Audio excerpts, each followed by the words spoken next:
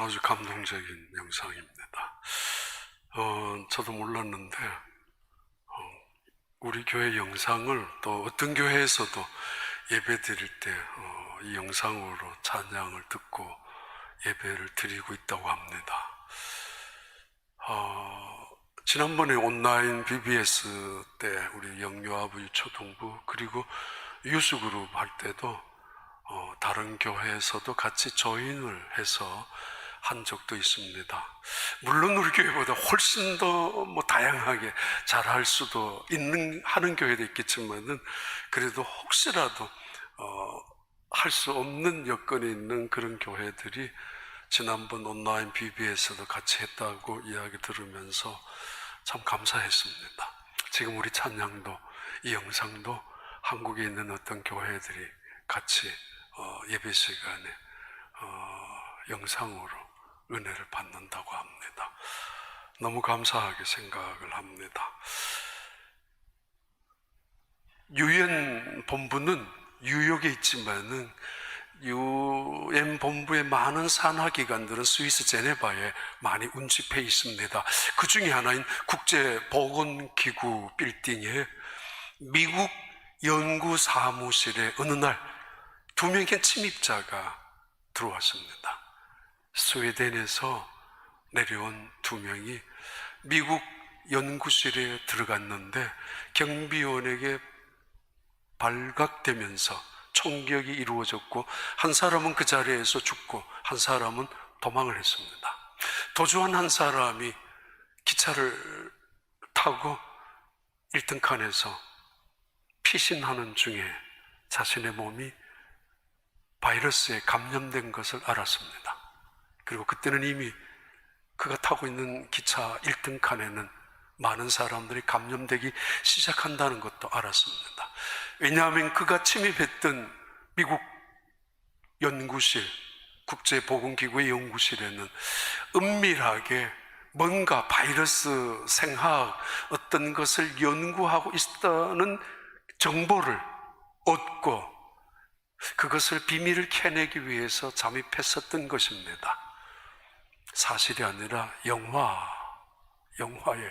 1976년에 나온 영화입니다. 카산트라 크로싱이라는 영화입니다. 영국, 이태리 그리고 서독에서 연합하고 물론 헐리우드 작품이지만은 그 사람이 탄 이 기차 문제는 1000명의 승객들이 함께 타고 가는 기차입니다. 문제가 생겼습니다. 어떻게 해야 합니까? 그 기차에 타고 있는 사람들을 치료해야 합니까? 아니면은 기차를 봉쇄해서 다른 사람들을 보호하는 안전이 우선입니까? 미국에서 책임자 한 명을 보냅니다. 그 책임자는 어떻든 간에 이 기차를 속으로는 폭파시키려고 봉쇄하려고 작전을 쓰고 있었습니다만은 그러나 특별히 그 기차 안에 있는 사람들을 생각하면 쉽게 결정할 수 없는 일입니다. 만약에 여러분이 그 기차 안에 함께 타고 가고 있는 승객이라면 어떻게 할 것 같습니까? 헬리콥터를 타고 내리더라도 빨리 닥터가 와서 이 기차 안에 환자들을 치료해야 될 것이고 어떤 방법이든지 정부는 이 기차 안에 있는 이 승객들에게 생명의 안전을 지켜줘야 된다라고 아마 모두가 다 그렇게 생각할 것이고 주장할 것입니다. 만약에 할 수만 있다면 기차가 서행으로 스피드를 줄이면 목숨을 걸고 뛰어내리기라도 할 것이고 아니면은 이 기차가 어느 정류장에 멈추기다 한다면 모조리 다 내리고 말 것입니다. 그러나 그럴 수가 없습니다. 기차는 스피드를 줄이지도 않고 오히려 계속 더 가속을 하고 있기 때문입니다. 그렇다고 그 기차가 지나가는 주변의 도시들이 가만히 있겠습니까? 피켓을 들고 경찰을 동원해서 이 기차는 우리 역에 멈추어서는 안 된다라고 모두가 길을 쓰면서 데모를 할 것입니다. 한 사람도 기차에서 떨어져서 기차에서 탈출해서 우리 도시에 잠입하는 사람이 한 사람이라도 없도록 막는 사람도 생길 것입니다.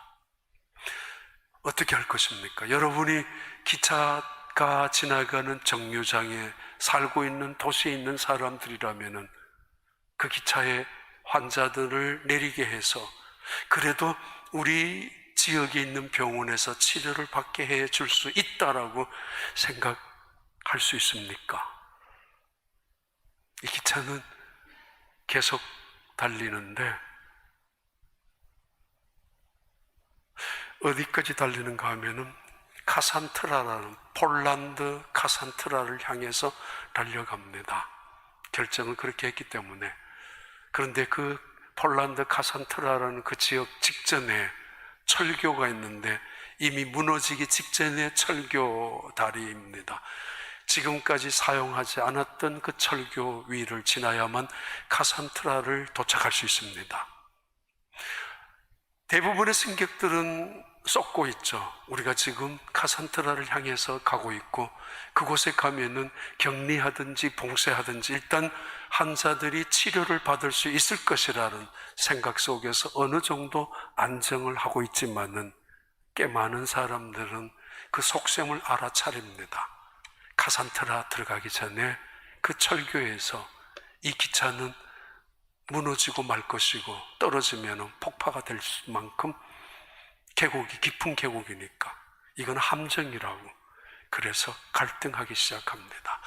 마침 그 안에 닥터가 있어서 그 환자들을 고치기 위해서 필사적으로 노력하고 있고 거기에 있는 많은 1000여 명에 되는 승객들은 제각기 살아야 되는 이유를 가지고 몸부림을 치고 있는 그런 분위기입니다. 그러나 그 기차 밖에서는 대부분의 많은 사람들은 이 기차가 잠시라도 서행이라도 한다면 불안할까봐, 잠시라도 멈추기라도 한다면 큰일 날까봐 멈출 수 없도록 모두가 다 결사적으로 막고 있습니다.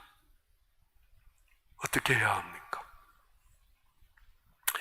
영화에 마틴 신이라는 그 유명한 남자 배우 그리고 그 대단한 소피아 로렌이 젊었을 때 나오는 그 야성적이기도 하고 지성적이기도 하는 그분이 그 영화 속의 주인공으로 나오기도 합니다.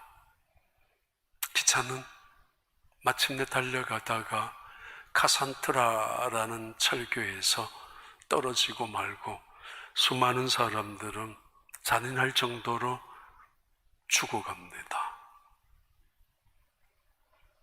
누구를 원망하고 누구를 욕해야 하고 비난해야 하고 누구의 책임이라고 말할 수 있겠습니까? 아니면은 잘한 것이라고 해야 합니까? 우리는 그런 비슷한 세상 속에 살아갑니다. 인생은 무엇인지, 죽음은 어떤 것인지 한 번쯤 물어봐야 합니다. 도대체 우리가 살아가는 이 땅에 왜 이렇게 열심으로 살아가야 하는지조차도 한 번쯤 물어봐야 할 시간입니다. 누군가가 병원에 가면은 사랑하는 가족들이 쉽게 병원에 방문할 수도 없을 만큼 격리가 되어 있는, 아니 때로는 그분이 죽었다 할지라도 장례식조차 제대로 할 수 없는 그런 상황 속에, 그런 세상 속에 살아가고 있습니다. 어떻게 해야 하는지 알 수 없는 이런 물음 앞에서의 대답은 하나님은 누구인가에 대한 질문이 더 중요합니다. 하나님은 어떤 분인가? 하나님은 정말 존재하시는 분인가? 그 질문에 분명한 대답에 따라 인생은 어떻게 살아가야 하는지, 삶은 무엇인지, 그리고 죽음은 어떤 것인지, 그 이후에 나타나는 세계는 어떤 세계인지 물을 수 있기 때문이고 그 속에서 대답을 얻을 수 있기 때문입니다. 출애굽기 봐요. 20장 1절부터 2절입니다. 하나님이 이 모든 말씀으로 말씀하여 이르시되 나는 너를 애굽 땅 종되었던 집에서 인도하여는 내 하나님 여호와니라. 애굽에서 구출받은 이스라엘 백성들이 시내산에 모여 있었던 거의 1년째 되는 날 하나님은 이렇게 말씀하셨습니다. 나는 너희를 인도하여 낸 여호와라고. 그리고 너희가 종되었던 애굽 땅에서 구출해서 내 민족으로 내 소유가 되게 한 나 여호와라고. 여호와가 어떤 분인지를 말씀하고 있고 이스라엘 백성들이 어떤 존재였는지를 밝혀내고 있고, 그러면서 하나님과 이스라엘 백성은 어떤 관계로 섬겨야 하는지를 밝히고 있는 중요한 하나님의 말씀입니다. 우리가 원래 어떤 존재였는지, 그리고 하나님은 그런 우리를 어떻게 구출하셨는지. 국가란 첫째 국민이 있어야 합니다. 사람이. 두 번째는 영토가 있어야 합니다. 그래서 그 영토에 국경도 만들어 놓고, 그리고 세 번째는 주권도 있어야 한 국가가 성립이 됩니다. 그런데 하나님은 하나님의 나라에 백성을 만들어 놓고는 영토도 없습니다. 주권도 세워지지 않습니다. 국경을 그어놓은 적도 없습니다. 사람만 있을 뿐입니다. 그런데 하나님은 하나님의 나라를 세우시면서 처음부터 법을 세우십니다. 그것을 모세의 법전이라고 부를 수 있을 것입니다. 영토도 아직 없는데, 주권도 아직까지 갖고 있지 못하는 나라인데 하나님은 미리 말씀하십니다. 너희는 내 백성이라고. 영토가 중요한 것은 아니라는 의미이죠. 경계 지역이, 이 땅에서 사람들이 경계 보더라인을 만들어 놓은 것은 사람이지만은 하나님의 나라의 백성은 영토의 개념이 아니라는 의미입니다. 그리고 중요한 것은 내가 너희를 구출한 여호와라고 법부터 선언합니다. 모세가 기록한 성경책 창세기, 출애굽기, 레위기, 민수기, 신명기 5권을 모세 오경 혹은 모세 법전이라고 하는데, 이 모세 법전에는 3가지의 법전이 나옵니다. 첫째는 시내산의 법전, 오늘의 법전입니다. 시내산에서 이루어지는 하나님의 나라의 백성의 선언의 시작인 시내산 법전이 나오고, 두 번째는 신명기에 이로부터 40년이 지난 날 다시 하나님께서 이스라엘 백성들을 향하여 던져주시는 법전이 신명기 법전이 두 번째 법전입니다. 그리고 세 번째 법전이 제사장 법전이라고 레위기 법전이 나옵니다. 이 전체를 가리켜서 모세 오경, 모세 법전이라고 부르는데, 오늘 본문에 그 중에 하나인 시내산 법전, 그 중에 일반적으로 모세 법전이 시작이 됩니다. 하나님께서 말씀합니다. 나는 너희의 여호와라고. 그리고 나는 너희를 건져낸, 구원해낸 노예된 백성 애굽 땅에서 나는 전능하신 여호와이며 너희들에게 언약을 이루어 성취해낸 여호와라고 이렇게 시작합니다. 하나님 어떤 분이었는가? 지금은 어떤 분인가? 우리는 어떻게 살아가야 되는가? 어떤 존재였는가? 하나님과 우리와의 관계를 설명해 주는 중요한 법전의 시작, 선언, 기초입니다. 하나 더 볼까요? 신명기 5장 6절에 이렇게 말씀을 합니다. 나는 너를 애굽 땅 종되었던 집에서 인도하여 낸 내 하나님 여호와라. 시내산 법전에서 언약 선포하셨던 하나님의 말씀을 모세는 40년이 지난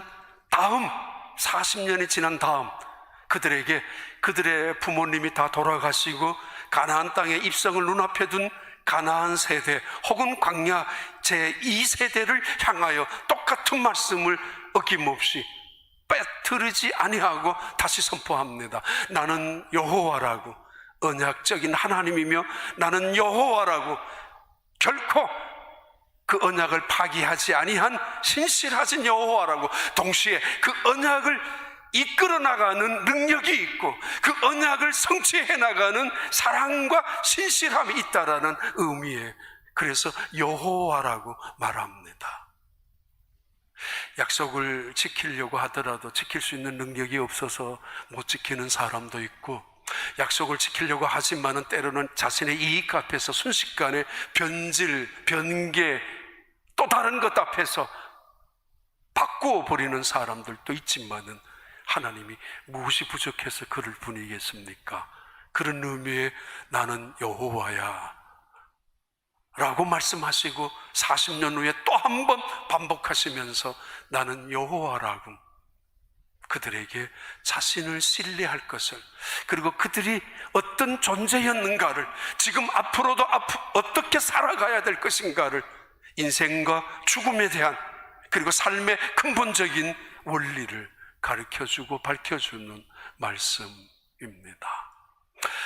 오래전에 한번 우리 교회에 오셨기도 하셨던 필리핀 선교사님, 우리 교회에서 우연히 도와드렸던 선교사님입니다. 원래 몬트리올에서 사역을 하시다가 하나님께서 특별한 어떤 비전을 주셔서 부산에서 또 어떤 목사님과 만나서 나한 자들과 연결되는 비전을 가지고 필리핀으로 가셨습니다. 필리핀의 달라 지역, 그리고 필리핀의 그 빈민 지역 목회하셨던 분인데, 그 빈민들이 어디서 사는가 하면은 필리핀 사람들이 죽으면 공동묘지가 있잖아요. 근데 공동묘지를 석간으로 만들어 놓습니다. 그 석간으로 1층, 2층, 3층, 5층 뭐 이렇게 뭐 언덕처럼 만들어 놓는데, 가난한 사람들은 시체가 다 없어지고 뼈가 사라지면, 또는 뼈를 버리면서 그 안에서 사는 동네 가본 적이 있습니다. 갔었습니다. 근데 그 지역과 또 달라 지역에 목회를 하신 분인데, 처음에 산 위에 올라갔을 때 다짜고짜로 그 추장집 마당에서 텐트를 치고 금식 기도를 했었다고 합니다. 하루가 지나고 이틀이 지나니까 추장이 궁금하지 않습니까? 당신 누구냐고, 어디서 왔느냐고, 왜 우리 집 마당에 텐트를 치느냐고. 그러면서 이야기가 시작이 됩니다. 나는 여호와를 믿는 선교사이고, 나는 여호와가 당신들에게 축복을 주실 분이라고 생각해서 전도하러 왔다고. 그 추장은 3일, 4일 주시해서 바라봅니다. 일주일 동안 아무것도 먹지 아니하고 기도하고 있는 그 사람이 궁금해서 아침마다 죽었는지 확인하면은, 그때마다 다시 여호와가 어떤 존재인지를 그들에게 설명해 주고, 특히 그 추장에게. 그러면서 20일, 30일째 추장이 그 사람에게 찾아와서 이것 좀 먹으라고, 이것 좀 마시라고. 당신이 우리 집 마당에서 죽으면 안 되니까 살으라고. 나는 죽지 않습니다. 여호와께서는 살아계신 분이니까 당신들에게 그 여호와를 증거하기까지는 절대로 하나님이 나를 데려가지 않을 것입니다. 결국은 이 추장이 무릎을 꿇고 이 선교사님이 전도하는 그 하나님을 믿겠다고. 이분은 결핵 환자였습니다. 이 추장은. 그래서 일주일에 2번이나 산 밑에 동네에 내려가서 보건소에서 약을 타와야 되고 그래야 되는 분인데, 하나님을 믿겠다고 작정하고 나서 그 집에 있는 많은 뼈들, 조상들의 죽음 이후에 나타난 뼈들, 그것을 가마니 같은 데다 또는 항아리 같은 데다가 집어넣고, 또는 땅 속에 묻어두었던 그 집에서 그 추장이 그 뼈를 다 가지고 와서 불태우기 시작을 했습니다. 동네 사람들도 따라 같이 그 집 마당에서 자기 집에 신주다시 모셨던 뼈들을 모아서 불태우기 시작했는데, 며칠 동안 그 뼈가 불을 탔다고 그러죠. 온 산이 그 뼈가 터지면서, 그게 비어있는 사람들의 뼈니까 가끔은 펑펑 하는 소리가 마치 대포가 터지는 소리처럼 터졌다고. 그리고 얼마 후에 이 추장이 보건소에 내려가서 다시 한번 약을 타고 올라온 다음, 이상하다고 약을 안 먹어도 될 만큼 자기의 몸이 좀 깨끗해졌던 것을 느낍니다. 그리고 자기가 기억을 합니다. 바로 며칠 전에 자기 몸속에서 가끔씩 각혈을 하고 피가 나왔는데, 어느 날은 그 피가 이상할 만큼 이상한 피가 나왔었다고. 그래도 설마 고친 거라고는 생각 안 했는데, 다시 한번 그 다음 주에 내려가서 엑스레이를 찍고 보니까 깨끗하게 나았습니다. 몇십 년 동안 각혈을 하고 그렇게 힘들게 살아왔던, 그래서 산 꼭대기에서 공기 좋은 곳이라고 생각해서 올라와서 살았던, 그래서 그들의 대부분 가족들이나 부족들이 함께 살고 있는 그 땅 위에 이 사람의 병이 고쳐진 것을 바라보고 모든 사람들이 여호와를 믿기 시작합니다. 그리고는 그 옆 동네에 나한 자들이 살고 있었던 동네, 우리 교회가 바로 그 동네에 교회를 세워 드렸죠. 2012년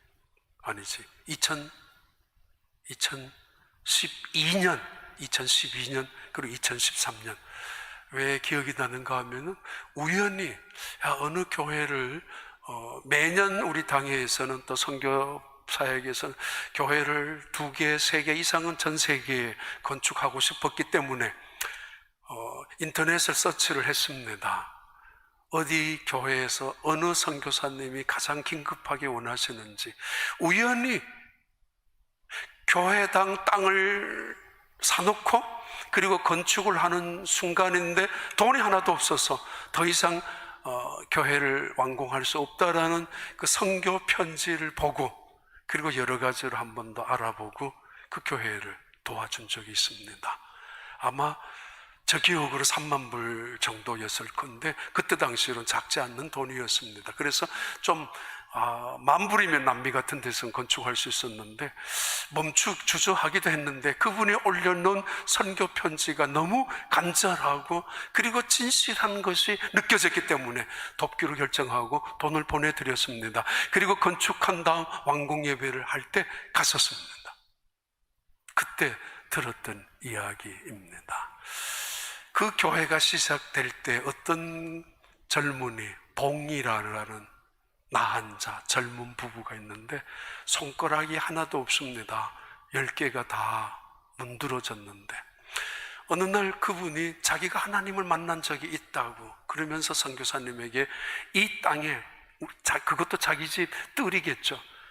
왜냐하면 넓은 지역에 나한 자들이 그래도 모여 살고 있기 때문에 땅은 좀 있었던가 보죠. 여기에 땅을 가지고 예배당으로 하라고. 그래서 선교사님은 그 자리에 예배당을 만들기 위해서 건축 재료도 모아놓고 사가지고, 그러면서 봉이라는 그 젊은 분에게 이 건축 재료 없어지지 아니하도록 이것만 좀 지켜달라고. 그러나 이 봉이라는 분은 끊임없이 밖에 가서 나무를 가지고, 산에 가서 나무를 베어오고 또 나무 잎사귀들을 가지고 와서 임시라도 예배 드릴 수 있는 처소로 만드는데, 그 손이 부르틀 만큼 손가락이 하나도 없는데 그 손으로 땅을 파는데 땅에 그 손이 핏멍이 들 만큼 부었다고.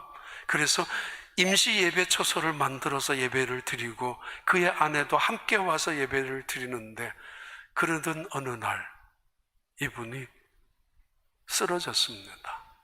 쓰러졌는데 병원에 실려가서 보니까 무릎에 암이 생겨서 무릎 암 때문에 무릎을 절단해야 합니다.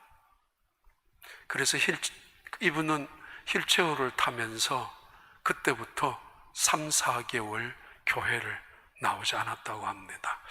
들리는 소문에 의하면 온갖 저주를 다 퍼붓고 하나님을 욕을 하기 시작했었다고. 선교사님에게 먼저 찾아와서 내가 하나님을 만난 적이 있다라고 말했던 이분이 온갖 원망을 하면서, 물론 그럴 수 있을 거라고 봐요, 그 몸으로, 그 손으로 자기 땅을 내어놓고 또 예배당을 짓는 일에 피투성이가 된 채로 도와주고 있었는데 왜 자기의 몸에 이 암덩어리를, 그것도 다리를 잘라야 하는가. 그러던 중에, 저주하고 있는 중에 자기 아내의 시력마저도 없어지고 봉사가 되고 말았다고. 그러니까 몸부림을 치겠죠. 하나님 어디 계시느냐고. 발악을 하겠죠. 하나님 왜 이러느냐고. 처음부터 기대를 했었거든요. 이렇게 봉사하면은, 이렇게 열심으로 하나님 믿으면은 뭔가 좋은 일이 있을 거라고 기대했었거든요. 자기 자식들에게까지도 좋은 그런 어떤 미래를, 자기보다가는 더 좋은 미래가 이루어질 거라고 생각했는데 3, 4개월을 그 소식만 듣고 있었던 이 선교사님, 양선교사님이신데 어느 날 그 집에 찾아갔습니다. 그리고 이렇게 말했었다고 합니다. 당신이 하나님을 위해서 얼마나 헌신한 걸 알고 있습니다. 당신의 손이 피투성이가 된 채로 예배당을 짓는데 얼마나 공헌한 것도 알고 있습니다. 그런데 이 말을 하고 싶은 것이 목까지 올라왔는데 하나님은 그 말을 하지 못하게 하면서 지혜를 줬다고 합니다. 당신이 뭔데 하나님 앞에 욕을 하느냐고 그 말을 먼저 했다고 합니다. 당신이 하나님이 당신한테 빚진 게 있느냐고, 하나님이 당신한테 무슨 빚을 졌는데 당신 하나님을 그렇게 원망하고 저주하냐고. 빚진 사람은 당신이라고. 하나님은 우리를 사랑해서 예수 그리스도를 보내주셨고 예수 그리스도가 이 땅에 내려오신 것만 하더라도 엄청난 고난이고 고통이었는데 그것도 모자라서 우리의 죄값을 지불하기 위하여 십자가를 지셨다는 것, 그 육체적인 고통, 정신적인 고통 얼마나 큰 건지 아느냐고. 하나님한테 우리가 빚을 졌는데 하나님이 당신한테 무슨 빚 갚아야 될 것이 있는데 당신이 왜 그렇게 하나님을 원망하느냐고. 그때 이 봉이라는 이분이 휠체어에 타고 있다가 땅바닥에 내려앉으면서 선교사님 손을 잡고 이렇게 말했다고 합니다. 하나님, 제가 잘못했습니다. 하나님, 제가 잘못했습니다. 며칠을 회개하고 눈물을 흘리고 아내와 함께 다시 예배당으로 나올 그때였죠. 한 달 정도 지난 다음 휠체어를 타고 다니는 이분이 어느 날 기분이 좋아서 휠체어에 일어나서 예배를 드리고 찬양하다가 나중에 다시 병원을 갔었던 한 달 지난 어느 날 당신에게 암이 흔적도 없다고, 암세포가 전혀 괜찮다고. 1년이 지난 다음 막 직장생활, 고등학교도 졸업 안 한 그 아이, 직장 딸아이가 회사에서 큰 보너스를 받아서 아빠에게 집차를 하나 사가지고 와서 아빠를 드렸고, 그 다음 1년이 지나서 말자 이 가정에 새로운 쌀 가게를 세웠다고. 그 가게를. 그러면서 이 봉이라는 이분이 선교사님한테 했던 이야기입니다. 하나님이 그때 나에게 믿음의 시험을 하셨던 것 같아요. 나 정말 나를 만난 거 맞아?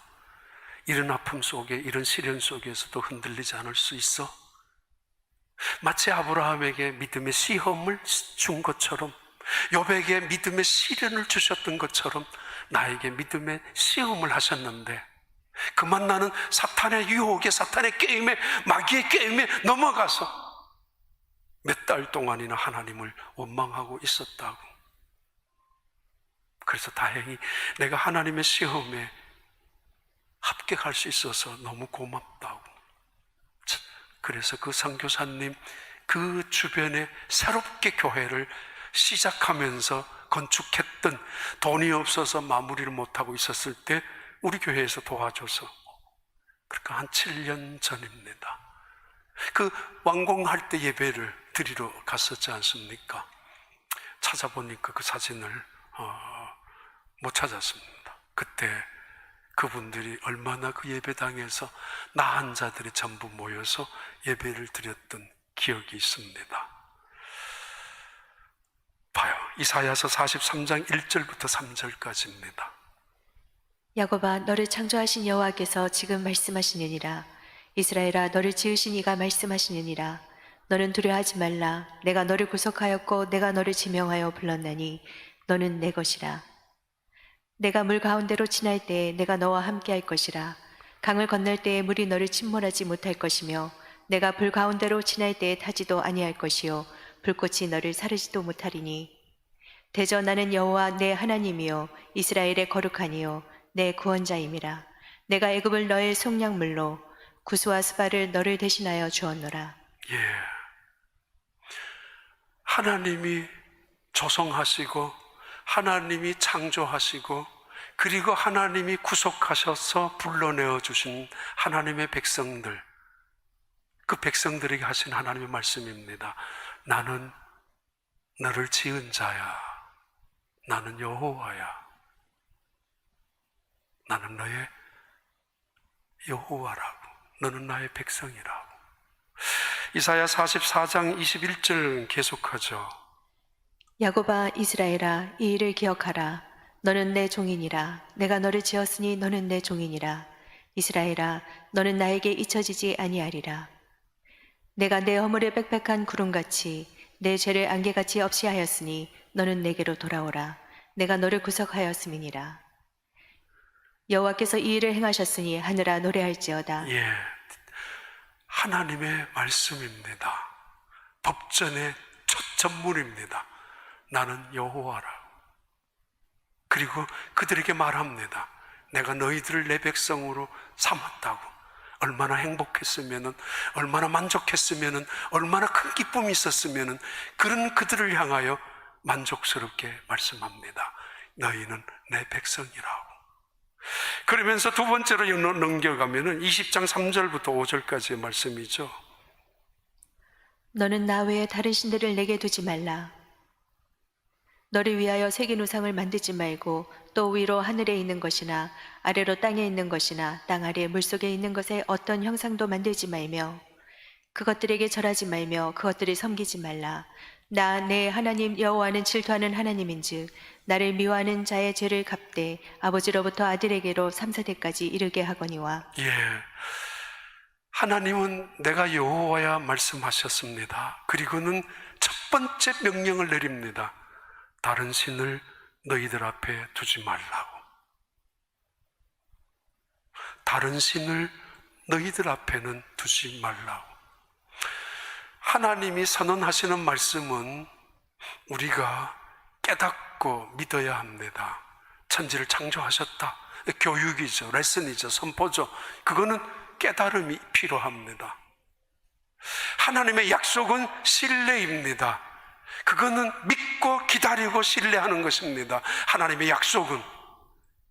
그리고 하나님의 명령은 지켜야 합니다. 우리의 생각으로 이성적으로 따지는 것이 아니라 지키는 것입니다. 하나님의 법 조문의 첫 번째 시작은 명령입니다. 너희는 나 외에 다른 신을 섬기지 말라고. 명령입니다. 하나님이 가르쳤던 많은 사건들 또는 많은 일들, 그 사건을 들으면서 깨달음이 이루어지고 교육을 통해서 배워짐이 이루어지고 때로는 하나님이 약속하신 약속은 우리가 믿어야 되고 신뢰하고 붙잡고 기다려야 하지만은 하나님의 명령은 지금부터, 아니 그 순간부터 지켜야 되는 말씀입니다. 하나님께서 이스라엘 백성들에게 하셨던 첫 번째 명령은 나 외에 다른 신을 너 앞에 두면 안 된다고. 그리고 어떤 형상도 만들지 말라고, 어떤 우상들도 그 가운데 두지 말라고, 어떤 우상을 만들어서 절하지 말라라고 말씀하시면서 나는 질투하는 여호와라고 말씀하고 있죠.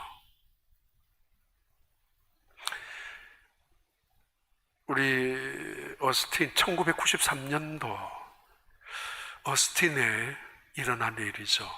어스틴 대학교에서 공부하던 부부, 그 와이프가 마이크로바이올로지 공부하던, 그리고 남편은 유전공학. 토요일 날 교회 성가대 연습을 갔습니다.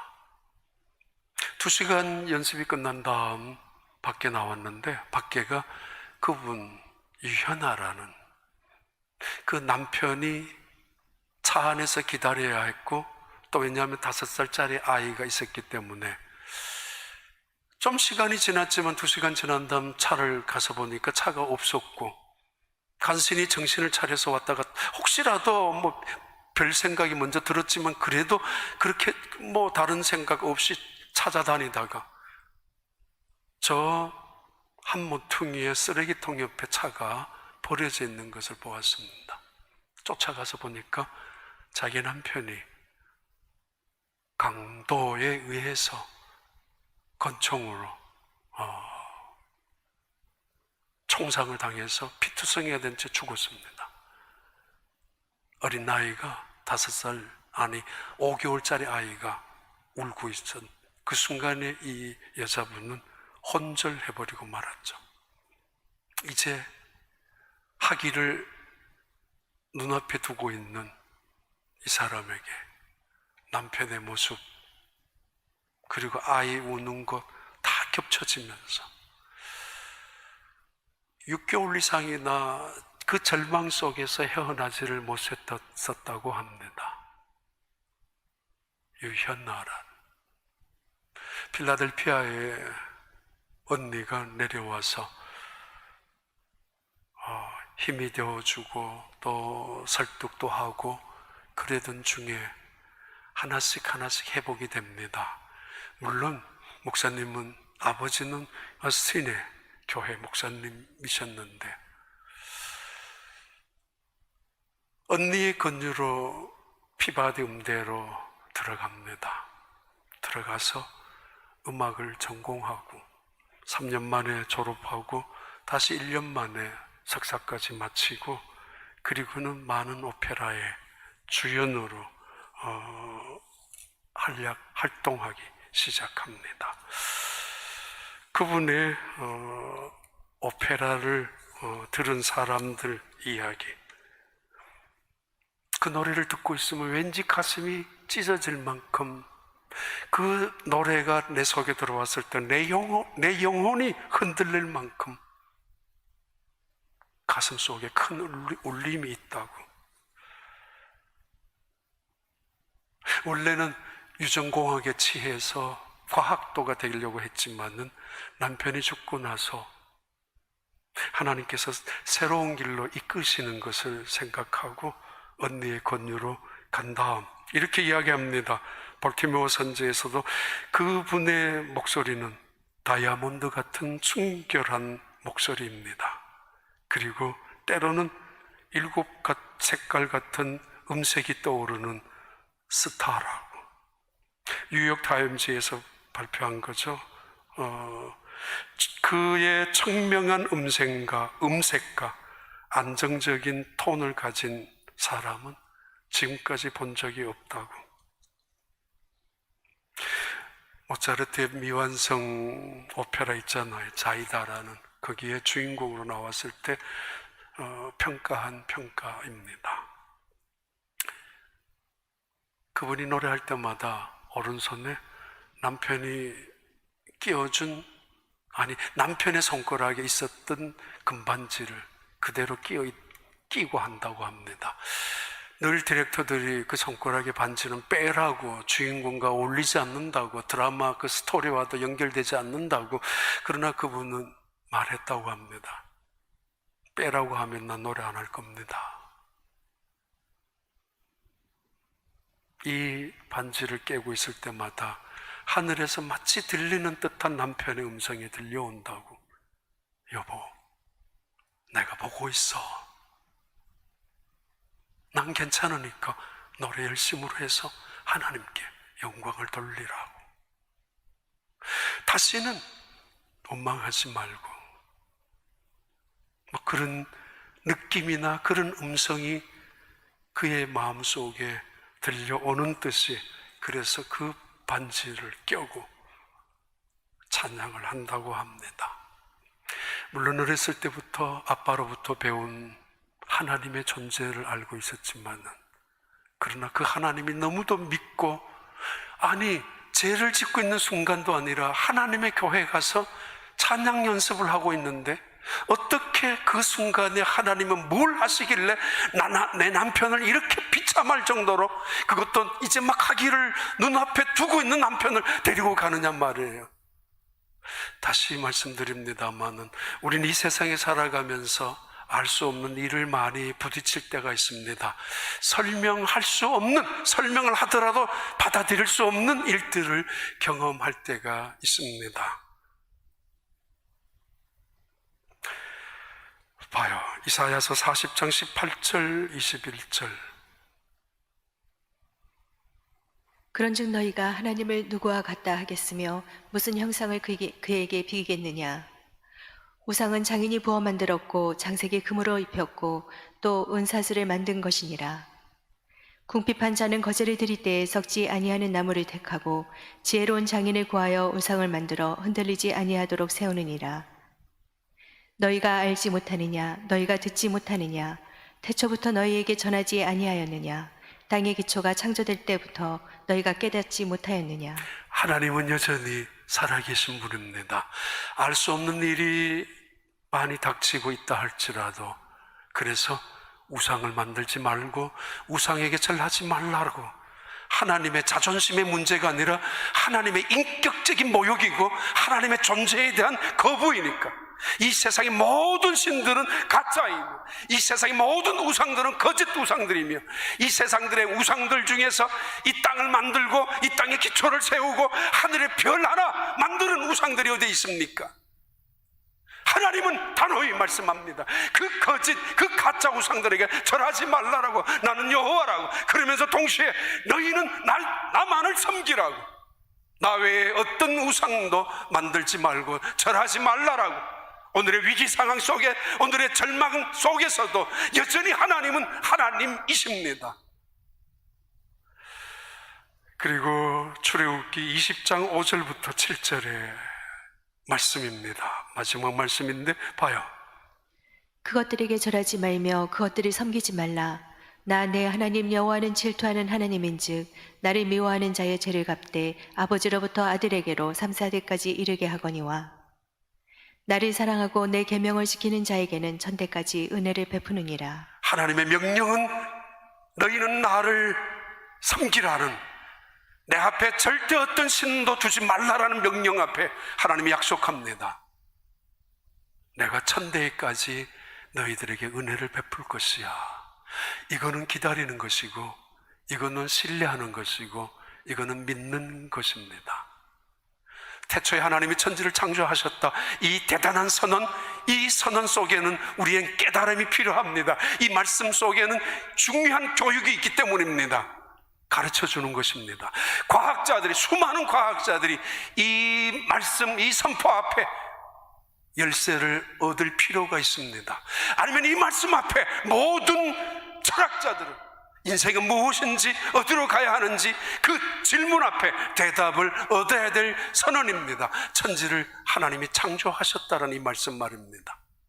그리고 사회학자, 도덕, 윤리를 말하는 수많은 세상의 사람들도 이 말씀 앞에 배움이 있어야 합니다. 선과 악이 무엇인지, 선과 악을 누가 평가하는지, 누가 나누는지. 베레시트 바라 엘로힘 샤마임 앤 하레츠라, 태초에 하나님이 천지를 창조하셨다, 이 말씀 선언입니다. 그리고 하나님은 기뻐하셨습니다. 하토부, 좋아하셨습니다. 모든 것이 뜻대로 되었기 때문입니다. 빛이 있었고 바다가 하늘의 궁창이 나누어졌고, 그리고 그 가운데 모든 만물에 채우셨기 때문입니다.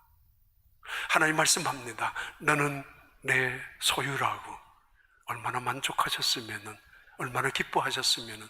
그리고 나만을 섬기라고 말씀하시고는 금방 너희들이 나를 지키기만 한다면은 수천 대에 이르기까지 은혜를 베풀 거라고.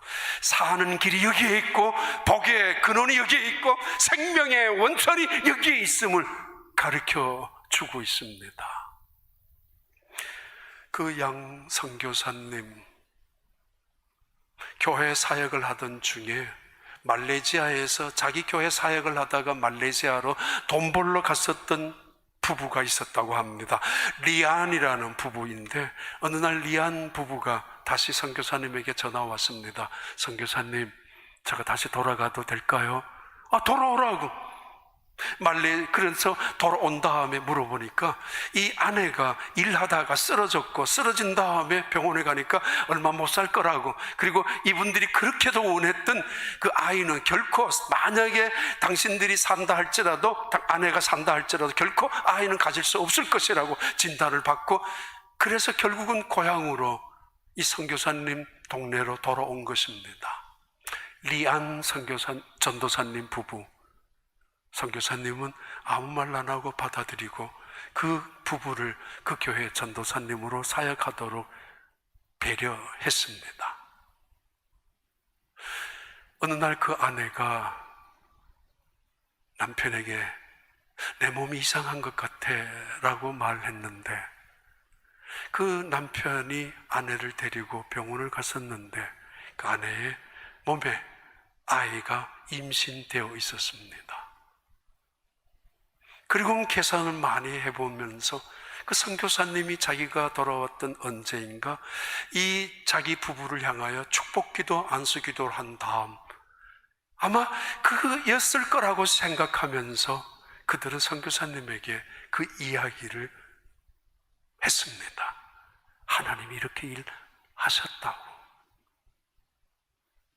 자칫하면 말리지아에서 그대로 죽을 뻔한, 그래서 하나님은 자기들을 다시 되돌려 오게 하셔서 죽어가는 아내의 몸을 살려놓고 그것도 모자라 그것도 아니라 아이까지 갖게 해주신 하나님을 바라보고 그들은 그 사역을 하면서 그 동네 많은 사람들에게 하나님이 어떤 분인가를 증거하기 시작을 했다고 합니다. 그 중에 하나인 도산지라는 여자분, 남편은 술만 먹고 들어오면은 집안을 지옥으로 만들었던 그 남편을 두고 있는 도산지라는 여자분, 그래도 교회 와서 기도하고 교회 와서 예배드리고 하나님이 살아계신다는 것을 분명히 믿고 있었던 이 도산지라는 여자분은 집에만 가면은 지옥 같은 것이었습니다. 결국 어느 날 자기 집에 가보니까 신방을 갔는데 선교사님이 마당에서부터 집안 방 구석구석에 우상으로 30개에서 40개나 되는 우상들 그림이 붙어 있고 형상으로 있고 나무로 되어 있고 돌로 되어 있는 우상들이, 깎아놓은 우상들이 줄비하게 놓여져 있었다고 합니다. 이때 선교사님이 그 우상들을 다 남편이 오기도 전이었으니까 돌 깨트려 버리고 불질러 버렸었다고. 집에 돌아온 남편이 그냥 있을 수가 없잖아요. 자기들 집을 자기는 이 우상들이 지켜줄 거라고 생각했었는데, 그래서 선교사님을 향하여 뭔가 흉기를 가지고 죽이려고 쫓아오다가 그만 쓰러지게 됩니다. 그러면서 쓰러진 채로 일어나지 못하고 있는 순간에 선교사님이 다시 그에게 가서 그 이야기를 듣고 기도하면서 그가 일어나면서 하나씩 하나씩 인간적인 것을 내려놓습니다. 카산트라 크로싱이라는 그 기차, 어떻게 해야 돼요? 환자들을 치료해야 합니까? 그 안에 누군가가 들어가서 그럴 의사가 이 땅에 몇 명이나 있겠습니까? 달려가는 기차. 어떻든 간에 그 기차가 우리 지역은 결코 통과하지 못하도록 데모라도 해야 되고, 차라리 속으로 그 기차는 통째로 폭파가 되었으면 좋겠다라고, 사실은 그래야 어떤 음모가 끝날 것이고 비밀스럽게 은밀하게 계획했던 모든 것들이 탄로가 나지 않을 수도 있으니까 폭발을 시켜버리라도 하기를 원했던 사람들도 있겠지만은, 예수님은, 하나님은 달리는 기차 속에 오셨습니다. 그대로 내버려 두어도 그 죗값으로 지옥으로 그대로 내려갈 수밖에 없는 그 인간들에게 예수님은 오셨습니다.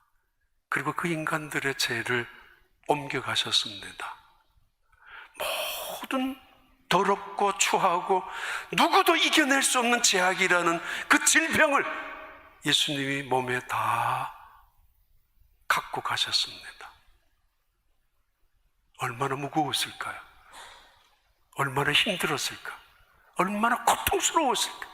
그리고 온 인류의 죄값을 대신하여 십자가에 죽으셨습니다. 얼마나 힘들지 않았겠습니까? 한 사람의 죄값도 얼마나 고통스러웠을 텐데, 수억만 명의 인간들의 죄값을 그분의 몸으로 지시고 죽는다는 것 말입니다. 당신이 뭔데 하나님을 원망하느냐라고. 당신이 언제 하나님 앞에, 당신이 뭔데, 아니 하나님이 당신한테 언제 빚진 적이 있느냐라고.